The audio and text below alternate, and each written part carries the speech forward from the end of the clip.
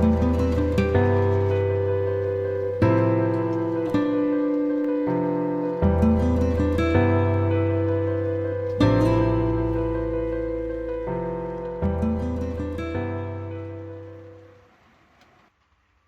this is Northwest Trains, and I finally got around to doing another layout update.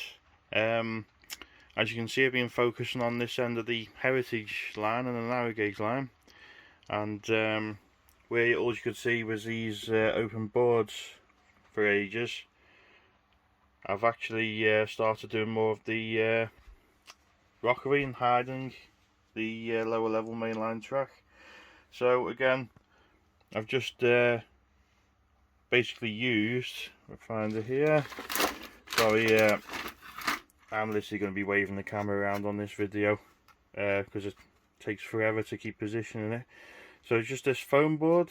I've used it before for different things, even for an N gauge layout. I used it as a baseboard. Yeah, it's good stuff. Just cut it with a knife, just glue it in place, and what I've always used in the past, decorator's cork. A tube like this is probably about £2 now, but you know, I've got about half of this tube left, which is what's done this here now. And again, just do it all, carve it up using a little decorating scraper, and basically layers of grey paint. This is by no means finished, it's only had 2 layers on. I started with a dark grey and I just highlighted it with a light grey.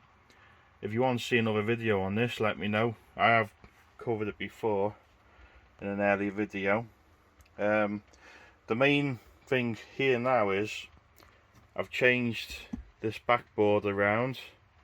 So as you can see, I've cut it out and I've brought it this way and like that to create more siding space for the narrow gauge line. I'm just waiting on the left hand point here, but as you can see, I've repositioned the loco shed, mainly because where it was here, it was sort of tucked away behind this timber, so you couldn't see much of it, and you know, realistic terms, you couldn't get much access to it. So basically, I've just kept these as 2 quarry sidings. I've got the water tower here because I was stuck with somewhere to put that. I was toying with putting it over here when we had the single siding, but again, there wasn't much room. So we still got our loop siding. Got 2 sidings here for the engine shed. We've got an extra siding in the platform and 2 here, so I can store a lot more rolling stock, which was the plan. And also because I do want to create some sort of narrow gauge slate quarry sort of theme and have it as a museum. I want to try and do some sort of building here which I could class as a museum, similar style to this one. So that was the plan, either there or somewhere over here to do it. Now I'm still toying with doing some sort of a harbour scene here, sort of like the Porthmadog station, on obviously a much smaller scale. I've also got this little turntable here, so we're going to have a boarded up tunnel mouth here somewhere either side, so I can fit this turntable in. We'll put a few old slate wagons in just to use as an example. Again, I've mentioned before, I've got these little holes here because once I finish covering all this up, I'll have no access under there. So I've got a few in places. Hopefully that'll be enough, and hopefully with regular track cleaning trains there won't be too many there that are going to get stuck. Well, there's always one, isn't there? This isn't permanently screwed down. I've just laid this back now for this video. I'm going to take it up again to finish off the painting. So yeah, I'm pretty happy about this going on. It's starting to look more of a scene now rather than just a bare board. So I've got to paint all this up as well. That'll be in the next video. I thought it gives a nice sense of depth to the layout now as well, having 2 levels. I know some people say it's not realistic, but I like it. Over here, I finally got around to doing this girder here for covering up, well basically it's just free floating stone as a tunnel, so that's going to go in front like that and hopefully improve that scene. So that'll have to be weathered and rusted up. I might have to do something similar along here, or just put some sort of top on it. I haven't decided yet. Along here I've done the same method, used filler, but it's a lot rougher and it's by no means finished. I've literally just coated it with expanded foam, acrylic filler, and just dab bits of grey paint on that I've had left over from painting other stuff. So it does need a lot more work doing to it to tidy it up a bit. As you can see, got the heritage maintenance train here, the winter maintenance train, and again, all I've done here so far is weather up the track. You can see over here I've started to get the ballasting done.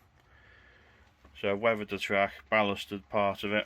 I'm going to work my way along now, all the way along, finish off all this scene here. This one here, I'm going to put a bit of ballast on this old piece of, it's an old piece of hornby steel track, but it weathers lovely, and that's just natural rust on that track. So it's going to be slightly ballasted, and hopefully I'm going to experiment with a bit of static grass on here to grow through the sleepers, hopefully make that improvement. Got a few little accessories there. We got our point levers, got a signal here. I'm not sure where that's going to go yet, but I've just plonked it there for now. So yeah, that's that for over there. Let's head on over here. Now this is me Hornby Class 31. I've got to go to Network Rail Coaches. I was going to do a video on this separate, but it's been out a few years, and I'm sure there's plenty of videos already on this loco. And we've had one for the DBSO, so we'll just do a few running shots after, and see how the sound does. I fitted a TTS sound decoder in it with a smaller speaker, so it fitted in. That's one thing to take note, actually. I'll go back to that later. So this is the other end of the layout. This is just, I still class it as the temporary end of the layout, because obviously I want to go further down there one day.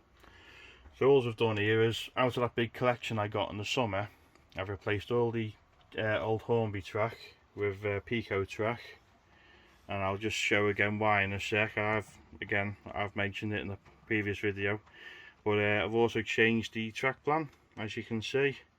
So carried on the track here, so because it's a heritage line under restoration, it sort of gives the appearance that the line used to carry on in a different direction, but it also gives me an extra siding to store a loco.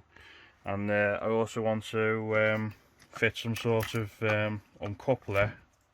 I've been experimenting to fit that in there, so I can bring a train in, the loco can come down here, detach from the train, and then another loco can come from the rear and connect up. So that's something else to play with in the future. This one I picked up from, I can't remember, it was one of the exhibitions I picked it up from. It only cost a couple of quid. Again, it's just going to go on a siding, and I'm going to hopefully tow it with another engine. After seeing one of the East Lancashire Railway steam gala, it got towed out of the station by another pug, which was quite good. So again, I might create something like that.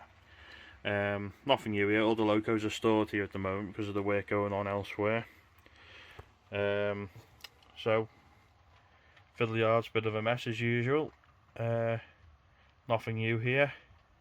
So what we'll do is now I'll just show you the difference between the peco and the Hornby track, and we'll get some trains running. Okay, I just wanted to show you the difference between the track.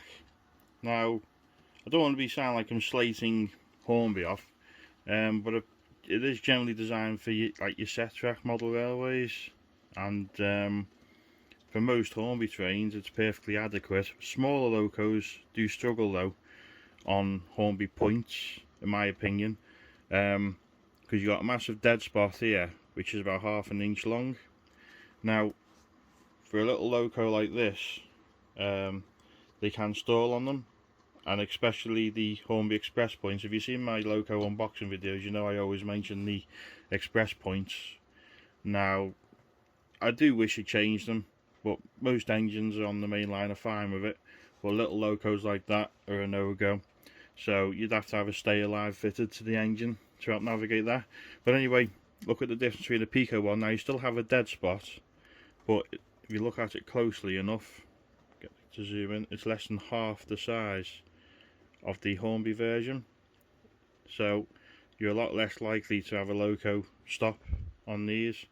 Small locos I'd still recommend, if you're getting them upgraded with DCC and sound and so on, it's definitely worth getting. a stay alive fitted if you're using Instafrog points. But these, with the Hattons 040 and even the Hornby packets, they work fine over them. So yeah, just again wanted to point it out. So we'll show a few running shots now, and we'll conclude the video. And hopefully it won't be too long before I get another update out, because I'm quite determined at the moment to get more work done on this layout. So hopefully see you soon, and thank you for watching.